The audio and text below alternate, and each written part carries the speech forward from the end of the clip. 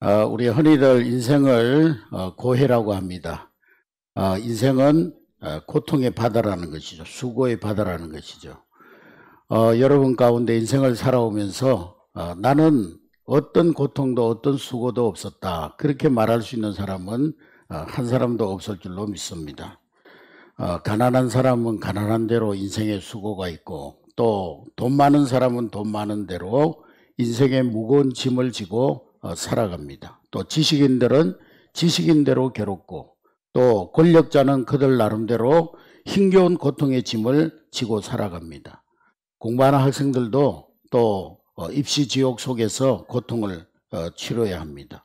또 직장인은 직장인대로, 또 어르신들은 어르신대로 또 죽음의 그 짐이 있습니다. 심지어 어린이집에서 돌아온 손주도 가방 집어 던지면서 아이고 힘들어 죽겠네, 그렇게 얘기합니다. 인류 역사가 시작된 이래 인간의 수고와 고통은 떠나지 않고 있습니다. 모든 인간은 고통 속에서 태어나서 고통 속에서 살다가 고통 가운데 죽어가는 것이 우리 인간인 것입니다. 일찍이 세계 정복을 꿈꾸었던 나폴레옹이 센트 헬레나 섬에 유배되어서 그런 시를 남겼습니다. 나는 지금까지 단 일주일도 내 인생에 행복한 날이 없었다. 저기 바닷가에 넘실거리는 물결은 사람들의 눈물이요, 저기 부는 바람, 저 바람 소리는 세상 사람들의 한숨 소리로다. 그렇게 한탄을 했다고 합니다. 아기가 보채고 울기 시작합니다. 밤새 몸에 열이 막 39도 49도 올라가 가지고 아이가 막 숨을 헐떡거리고 숨을 몰아쉽니다. 아기를 안은 엄마의 그 마음은 얼마나 애가 타겠습니까? 내가 대신 아파줄 수 있다면, 내가 대신 그 고통을 덜어줄 수 있다면, 그렇게 생각하는 것이 엄마의 마음일 것입니다. 그러나 그게 되던가요? 안 되죠. 그 누구의 고통도 내가 대신해서 져줄 수가 없습니다. 인간은 그 누구도 다른 사람의 인생의 짐을 대신 져줄 수가 없는 것입니다. 인류 중에 그 누구도 다른 사람의 무거운 짐을 대신 져준 사람이 없고, 우리의 인생의 무거운 짐을 대신 져준 사람은 인류 역사 가운데 한 사람도 없습니다. 우리가 존경하는 이순신 장군도, 세종대왕도, 알렉산더도, 모하메드도, 스가도, 우리의 인생의 그 어떤 성현들도 괴로움을 안고 괴로워하다가 죽었을 뿐이지 우리 인생의 수고로움을 들어준 사람은 아무도 없습니다. 자기가 죽어가지고 무덤에 가서 흙을 덮고 누워있는 사람이 어떻게 다른 사람을 구원할 수가 있겠습니까? 그러나 예수님은 우리에게 말씀하십니다. 수고하고 무거운 짐진 자들아 다 내게로 오라고 말씀하십니다. 할렐루야. 특별히 우리가 살아가는 이 시대는 스피드의 시대입니다. 남보다 좀 더 빨리 움직여야 살아남을 수 있다고 생각합니다. 그래서 우리 현대인들은 정신없이 움직이는 이 경쟁 대열 속에서 사람들은 한결같이 피곤으로 지쳐 있습니다. 빨리빨리 문화 속에서 인생은 지쳐만 갑니다. 그래서 우리는 지금 인스턴트의 문화 속에 살아가고 있는데, 우리 주변에 나와 있는 라면이 10가지도 넘는다고 합니다. 숫자대로 라면이 있대요. 1. 일품라면, 2. 200냥 라면, 3. 삼양라면, 4. 사골탕 라면, 5. 오징어 짬뽕, 6. 육개장 라면, 7. 칠보면, 8. 팔도 비빔면, 9. 구운면, 10. 열무 비빔면. 이렇게 우리는 인스턴트의 시대에 살아가고 있습니다. 빨리빨리 스피드 문화, 그 속에 살아가고 있습니다. 인스턴트 문화, 빨리빨리 문화는 과정이 주는 행복을 빼앗아갑니다. 뿐만 아니라 우리 현대사회는 스트레스 시대입니다.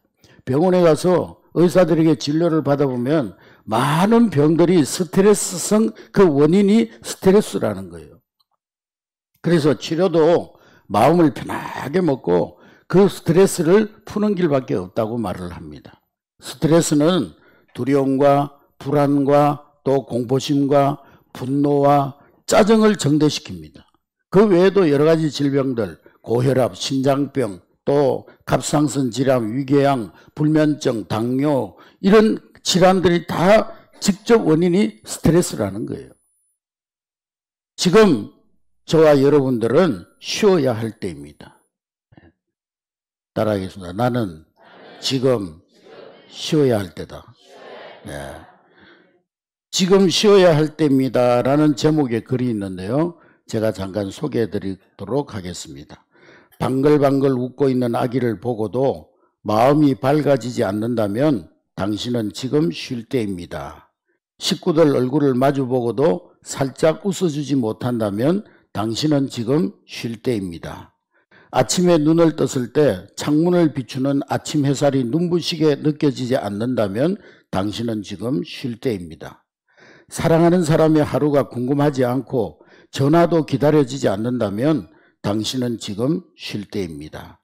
오랜만에 걸려온 친구의 전화를 받고 바쁘다는 말만 하고 끊었다면 당신은 지금 쉴 때입니다. 아름다운 음악을 들으면서도 소리만 들릴 뿐 마음에 감동이 흐르지 않는다면 당신은 지금 쉴 때입니다. 슬픈 영화를 봐도 눈물이 나오지 않고 슬픈 연속곡을 보면서 각본에 의한 것이라는 생각이 든다면 지금 쉴 때입니다. 오래된 사진첩을 넘기다가 반가운 얼굴을 발견하게도 궁금해지지 않는다면 지금은 쉴 때입니다. 사랑하는 사람과 헤어진 뒤 멀어지는 뒷모습을 보기 위해 한 번도 뒤돌아보지 않는다면 지금은 쉴 때입니다. 아침과 저녁이 같고 맑은 날과 비 오는 날도 같고 산이나 바다에서 똑같은 느낌을 받는다면 당신은 지금 쉴 때입니다. 여러분, 그동안 참 많은 일들을 하셨습니다. 여러분, 수고가 많으셨습니다. 그러나 가장 중요한 한 가지 일을 여러분들이 하지 않으셨어요. 그것은 쉬는 일입니다. 이 글을 읽으면서 지금은 내가 쉬어야 할 때이구나 라고 느끼지 않는 분이 한 사람도 없을 것입니다. 그렇다고 우리 한례교회 성도 여러분, 그래 나는 지금 교회를 쉴 때야, 그렇게 생각을 하지 마시기 바랍니다. 오늘 본문 마태복음 11장 28절 30절에 보면은 한번 따라하겠습니다. 수고하고 무거운 짐진 자들아 다 내게로 오라. 내가 너희를 쉬게 하리라. 나는 마음이 온유하고 겸손하니 나의 멍에를 메고 내게 배우라. 그리하면 너희 마음이 쉼을 얻으리니 이는 내 멍에는 쉽고 내 짐은 가벼움이니라. 할렐루야. 이 말씀은 교회 다니는 분이나 안 다니는 분이나 다 알고 있고 또 좋아하는 말씀입니다. 수고하고 무거운 짐진 자들아 다 내게로 오라. 내가 너희를 쉬게 하리라. 수고하고 무거운 짐진 자들아 다 내게로 오라. 내가 일일이 팔로 다 안아주리라. 우리 주님이 우리에게 그렇게 말씀하시고 계시는 것입니다. 얼마나 위로가 되는 말씀입니까? 여러분, 수고라고 하는 단어가 성경에 처음 나타난 곳이 어디입니까? 창세기 3장 15절 이후에 이 수고라는 단어가 제일 먼저 나타납니다. 선악과를 따먹고 하나님으로부터 도망가 있는, 쫓겨나 있는 상황, 에덴 동산에서 쫓겨난 상황에서 처음 등장되는 단어가 바로 수고라는 단어입니다. 하나님께서 여자에게 내가 수고하고 자식을 낳을 것이다. 남자에게는 너는 평생에 수고하여야 그 소산을 먹으리라 그랬습니다.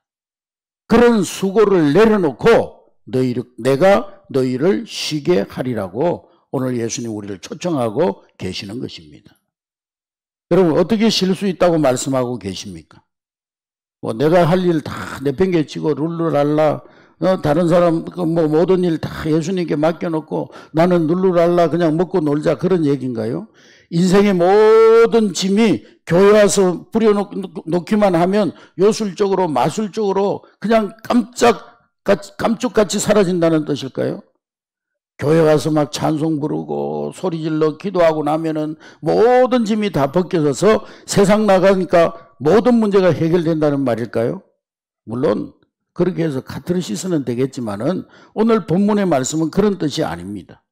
내가 쉬게 하리라, 이 말이 내가 가족들을 위해서 내가 돕고 섬겨야 할 일까지 하나님께 다 떠맡겨 놓고 때를 쓰면 하나님 다 맡겨주신다, 그런 말이 아닙니다. 직장에서, 가정에서, 사회에서 내가 감당해야 될 그 일들을 다 내팽개치고 나는 교회 와서 기도만 하면 된다. 그런 뜻이 아닙니다. 이 본문을 잘못 받아들이면요, 말만 많이 하고 행함이 없는 무책임한 그런 그리스도인들이 되고 마는 것입니다. 내가 쉬게 하리라. 이 말은 너의 수고와 무거움의 짐을 다 벗어던지고 캐세라세라, 난 될 대로 되라, 그렇게 살아라는 얘기도 아닙니다. 무책임한 크리스찬이 되라는 얘기가 아닙니다. 그 뒤에 말씀을 우리가 잘 보아야 하는 것입니다. 같이 봐야 하는 것입니다. 너희가 쉼을 얻을 것이라 말씀하시고 나서 바로 다음에 내 멍에를 메고 내게로 와서 배우라고 말씀하고 있습니다. 따라해서 내 멍에를 메고 내게 배우라. 그리하면 네가 쉼을 얻으리라. 내 멍에는 쉽고 가볍다. 그렇게 말씀하셨습니다. 옛날에는 이 당시에 밭을 갈 때 소나 이 어떤 짐승을 통해서 밭을 갈 때 이 나란히 멍에를 메워 가지고 밭을, 이 엄마 소와 아기 소를 같이 멍에를 메워서 간다고 합니다. 두 멍에의 무게는, 모든 무게의 질량의 무게는 엄마 소에게 다 지워집니다. 아기 소는 그냥 엄마 소 따라서 쫄랑쫄랑 따라가기만 하면 되는 거예요.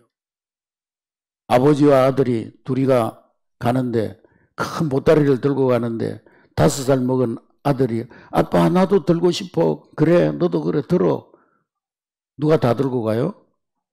아빠가 다 들고 가지. 아들은 손만 잡고 그 보따리에 손만 얹고 가는 거죠. 제가 군대에 있을 때 유교 훈련을 하는데요, 이 봉체조라는 게 있어요. 봉체조. 큰 봉을 갖다가 이렇게 어깨에다 짊어지고요, 여기서 하나 그러면 또 이쪽으로 올리고, 둘 그러면 이쪽으로 올리고. 저는 그 봉체조가 제일 쉽더라고요. 왜냐하면 키 큰 동료들이 이렇게 하는, 저는 손만 이렇게 하면 돼요. 그죠? 손만 왔다 갔다 하는데. 그래서 그 봉체조 할 때가 제일 좋더라고요. 쉬는 시간입니다. 예. 이게 바로 내 멍에는 쉽고 가볍다는 말이에요. 우리 인생의 모든 멍에를 예수님이 대신 져주신다는 거예요. 할렐루야. 우리가 예수님과 함께 인생의 멍에를 메고 살면, 즉 내가 예수님 안에 살면 인생이 재밌고 가볍고 행복해진다는 거예요. 할렐루야. 예수님 안에 살면 똑같은 일을 해도 보람이 있어요. 똑같은 사람과 살아도 인생이 설렐 수가 있는 거예요. 수고하는 인생들아, 내 멍에를 메고 내게 배우라. 어렵고 힘든 짐일수록 좋은 멍에가 필요한 것입니다. 멍에가 없으면요, 아무리 힘센 황소라도 빈수레 하나도 끌지 못합니다. 그러나 좋은 멍에를 짊어지면 수레의 무거운 짐을 짊어지고도 쉽게 가볍게 인생의 길을 달려갈 수가 있는 것입니다. 할렐루야. 가족 간에도 멍에가 맞아야 행복한 거예요. 성도 간에도 멍에가 맞아야 행복한 거예요. 목사와 교인 간에도 멍에가 맞아야 잘 맞아야 되는 거예요. 친구 간에도 멍에가 잘 맞아야 돼요. 직장 생활도 사업도 멍에가 잘 맞아야 행복한 거예요. 그러므로 오늘 우리 한례교회 나오신 여러분 참 잘 오셨습니다. 왜요? 교회는요, 밖에서 보는 것보다 훨씬 더 좋은 것이 교회입니다. 교회가 뭐냐고요? 뭐가 좋냐고요? 예수님 제대로 만나서 믿음의 맛을 알면 평생 예수 믿고 살게 되는 거예요. 할렐루야. 그리고 예수 믿는 것이 얼마나 좋은지, 자기 혼자만 예수 믿고 죽는 것이 아니라 자기 가족도, 자기 자녀들도, 남편도, 아내도 평생 예수 믿고 살도록 만드는 것입니다. 얼마나 좋으면 그렇게 하겠어요. 그만큼 예수 믿는 것이 좋다는 말입니다. 그리고 자기 가족, 자기 자식, 자기 친구만 아니라 자기가 한 번도 가본 적이 없고 한 번도 들어본 적이 없는 그 나라를 위해서 돈을 들여가지고 선교사들을 대신 보내서 예수 믿도록 도와주는 거예요. 우리나라도 그런 선교사님들이 와서 우리가 예수 믿게 되고 복음을 받게 된 거잖아요. 서울의 마랑진에 가면은 선교사 묘역이 있는데 거기에 많은 선교사님들이 묻혀 있습니다.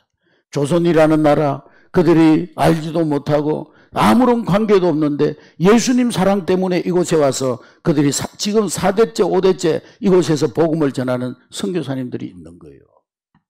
그런 선교사님들이 예수 믿는 것이 얼마나 좋으면 그렇게 하겠어요, 여러분.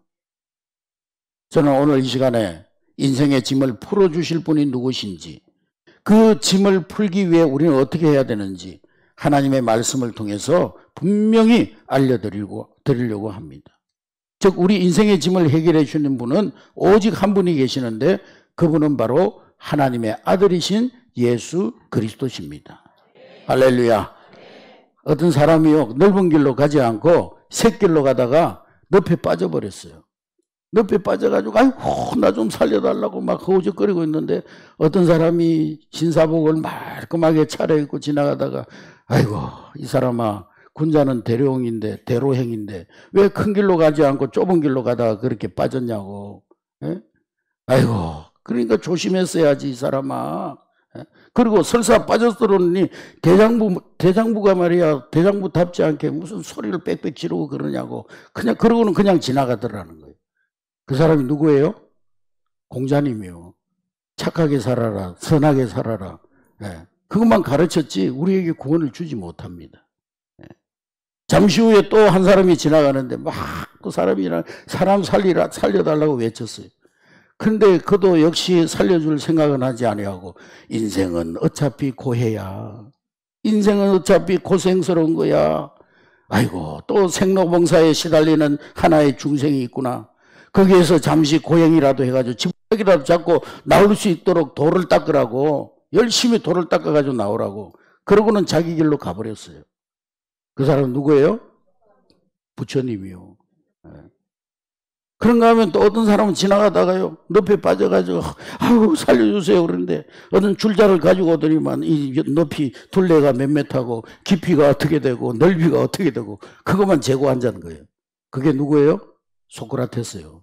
인생이 뭐냐, 죽는다는 게 뭐냐, 사랑한다는 게 뭐냐, 행복이 뭐냐, 인생을 연구만 하고 있는 거예요. 그래서 성경에 보면은 철학은 인간이 헛된 속임수라고 그랬어요. 쇼펜하우라는 염세주의 철학자가 있었는데요. 이 사람이 그런 말을 했어요. 인생은 고통스러운 것이다. 인생에 있어서 제일 불행은 세상에 태어난 것이다. 그러니까 최고의 행복은 빨리 죽는 게 제일 행복한 것이다. 염세주의 철학을 그 당시에 가르쳤어요. 많은 젊은이들이 이 염세주의 철학에 빠져가지고 막 자살했어요. 그래, 빨리 죽는 게 행복한 거야. 인생은 고통스러운 거야. 빨리 죽어야 그게 제일 행복한 거야. 그러면서 많은 사람들이 자살했어요. 근데 정작 자기 자신은 아침 저녁으로 냉수 마찰했대요. 쇼펜하우는. 왜 아침 저녁으로 냉수 마찰했을까요? 오래 살라고. 자기는 인생 빨리 죽는 게 최고의 행복이라고 가르쳐 놓고는 자기는 오래 살라고 아침 저녁으로 냉수 마찰한 거예요. 예. 여러분, 늪에 빠진 사람이 허우적거리고 있는데 맨 마지막으로 어떤 사람이 항상 답은 마지막에 있어요. 예. 마지막으로 지나가던 사람이 보더니만 야, 너 왜 글로 갔냐? 야, 거기서 고행해라. 야, 너 거기서 연구해봐라. 그렇게 하지 않고요. 즉시 로프를 던졌어요. 로프를 던져가지고 이 로프 잡기만 해라. 내가 당겨줄게. 예. 그분이 누구예요? 예수 그리스도십니다. 할렐루야. 아멘. 예. 여러분, 구원이 뭡니까? 구원은 예수님 앞에 나오는 거예요. 할렐루야. 내게 오는 자는 영원히 목마르지 아니하리라. 예수님께로 가는 것이 구원이요, 예수님께로 가는 것이 믿음입니다. 여러분, 예수님 앞에 오는 자는 영원히 배고프지도 목마르지도 아니할 줄로 믿습니다. 근데 오늘 중요한 말씀은요, 수고하고 무거운 짐진 자들아 다 내게로 오라는 거예요. 다. 따라해서 다 내게로 오라. 할렐루야. 이 말이 얼마나 위로가 되는지 몰라요. 돈 많은 사람만 내게 오너라. 많이 배운 사람, 대학 졸업장, 학사 자격증 있는 사람만 내게로 오너라. 건강한 사람만 내게 오너라. 네. 그러면은 많은 사람이 구원받을 수가 없겠지요. 오늘 여러분 가운데서도 만일에 예수님이 그렇게 말씀하셨다면 구원받지 못한 사람들이 많습니다. 그러나 오늘 우리 예수님은 모두 다 내게로 오라고 말씀하고 계시는 것입니다.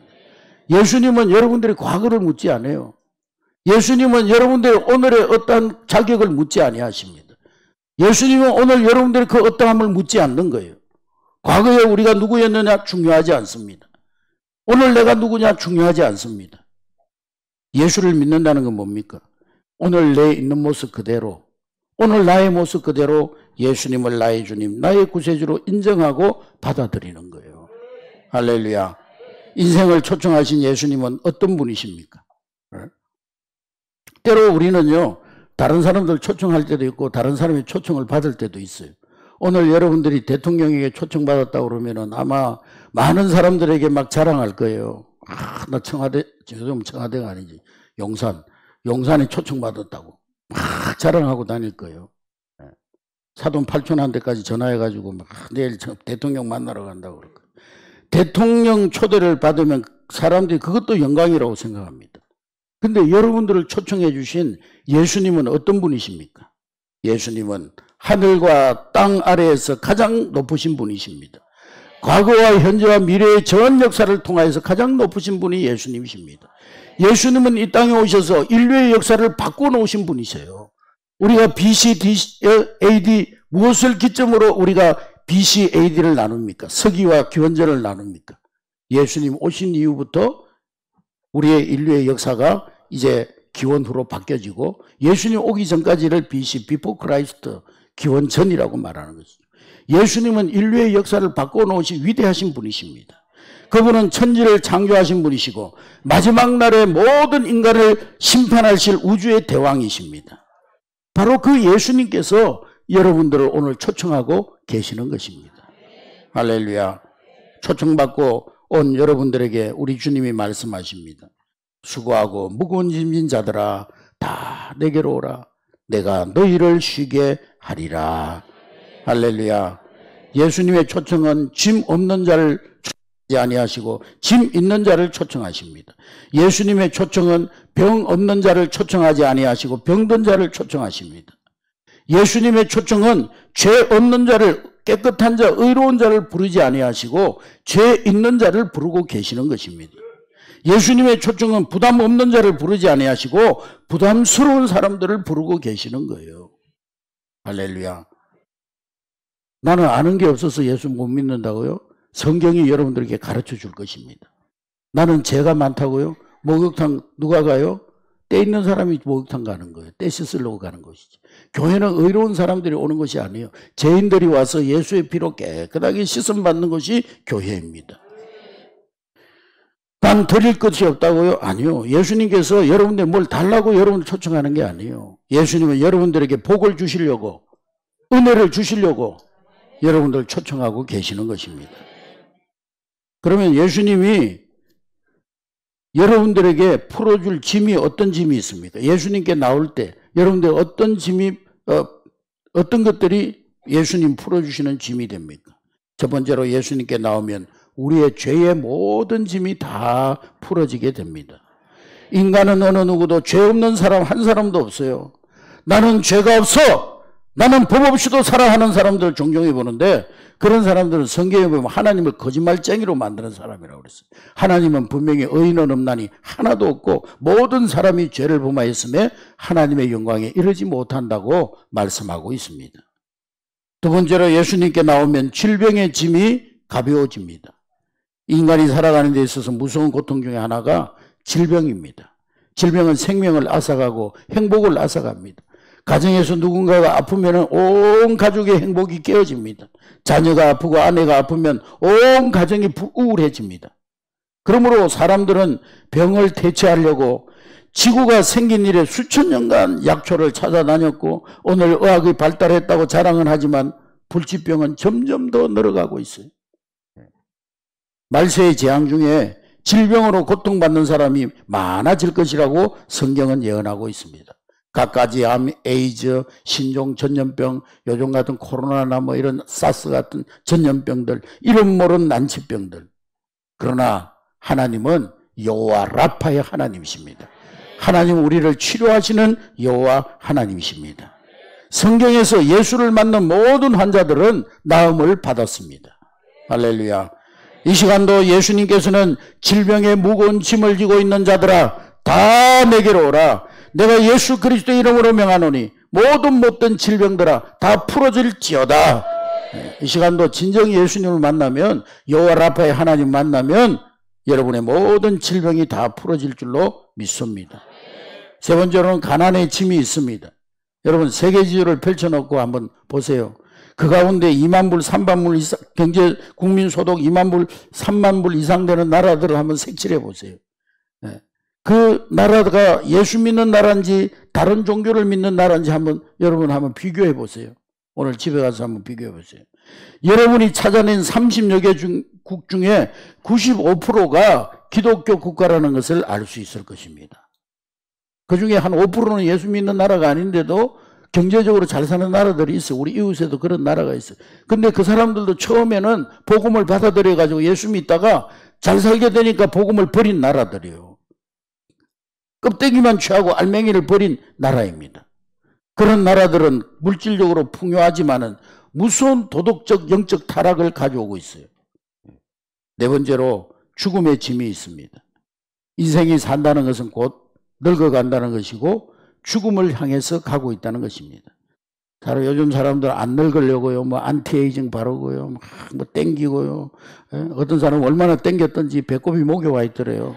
막 꼬매고 막 찢고 꼬매고 별짓을 다 해보지만은 어차피 인생은 늙고 결국에는 죽는 거예요. 네? 여러분 죽음의 사자가 오늘 밤 찾아온다고 생각해 보세요. 여러분 죽음 이후에 준비를 하고 계십니까? 예수 앞에 나와서 죽음의 짐이 풀려진 사람은 죽음을 두려워하지 않는 거예요. 네. 믿는 자는 죽어도 살겠고 살아서 믿는 자는 영원히 죽지 아니하리라. 영원히 죽지 않는다는 것은 뭐 육신을 가지고 영원히 산다는 말이 아니고 죽어도 부활하여 하나님 나라에서 영원히 살게 된다는 거예요. 여러분 정말 예수님 앞에 나와서 죽음의 짐을 내려놓은 사람은 오늘 내 인생이 끝난다고 해도 오늘 이 지구가 없어진다 해도 죽음이 두렵지 않는 것입니다. 우리 인생의 짐들이 이것뿐이겠습니까? 생활고의 짐, 자녀 문제의 짐, 근심, 절망, 좌절, 실패의 짐을 지고 살아갑니다. 어떻게 이 인생의 짐을 풀어놓을 수가 있을까요? 우리 자녀들이 밖에 나가서 놀다가 다치거나 또 힘센 아이들한테 얻어 터지거나 그러면은요, 뚜루룩 집으로 달려와가지고 엄마! 그러고 엄마를 불러요. 밖에 나가서 놀던 아이가 넘어져서 상처가 생기면은 엄마 하고 달려와서 집으로 들어옵니다. 여러분, 하나님 앞에서 어린아이가 되시기 바랍니다. 무슨 일을 만나면 하나님 하고 기도하는 어린아이가 되어야 되는 것입니다. 상처난 몸을 끌어안고 실패한 몸을 이끌고 천부의 어지 없어서 손들고 옵니다. 주 나를 박대하시면 나 어디 가리이까. 겸손히 예수님 앞에 나오는 여러분 될 수 있기를 주의 이름으로 축복합니다. 교만한 자는 예수님 만날 수가 없어요. 인간이 하나님 앞에 교만하면 어쩌자는 거예요. 마을에 호랑이가 나타나면은요, 큰 개들은 무서워가지고 꼬랑지를 내리고 흔적도 없이 사라져버려요. 그런데 막 호랑이가 나타났는데도 호랑이 앞에서 왈왈왈 짖는 개가 있어요. 그 강아지, 똥개. 그래서 거기에서 나온 말이 하루 강아지 뭘 무서운 줄 몰라요? 법 무서운 줄 모른다는 거예요. 여러분, 참 위대한 사람은 하나님 두려워할 줄 알고 겸손하는 거예요. 여러분, 누군가의 초청에 의해서 오늘 이 자리에 나왔지만은 하나님께서 초청하셔서 오늘 여러분들 이 자리에 나오신 것입니다. 나왔으니 하나님 앞에 무거운 짐을 내려놓고 예수 그리스도를 나의 주 나의 하나님으로 영접하는 이 아침이 되기를 바랍니다. 아무리 좋은 음식을 다 차려놓은 뷔페 식당에서도요, 내가 그것을 직접 집어먹지 않으면 아무 소용이 없습니다. 예수님께서 여러분들을 향해 아무리 멋진 축복을 계획하고 계셔도, 준비하고 계셔도 우리가 마음의 문을 열고 예수 그리스도를 영접하지 않으면 소용이 없는 거예요. 여러분, 이 시간에 여러분들에게 물어봅니다. 이 시간 여러분의 인생의 수고가 무엇입니까? 인생의 짐이 무엇입니까? 수고하고 무거운 짐진 자들아, 다 내게로 오라. 내가 너희를 쉬게 하리라. 오늘 이 아침에 예수님의 이 부르심의 음성에 여러분 믿음으로 응답하는 여러분 될 수 있기를 주의 이름으로 축복합니다. 마음의 문을 열고 주님, 내가 내 인생의 주인으로 예수님을 모시겠습니다. 예수님, 나를 초청해 주시니 감사합니다. 나를 초청하시고 내 마음의 문을 두드리고 계신 그 예수님을 나의 주, 나의 하나님으로 고백하고 영접하겠습니다. 이 시간 그렇게 고백하고 기도하는 여러분 될 수 있기를 주의 이름으로 축복합니다.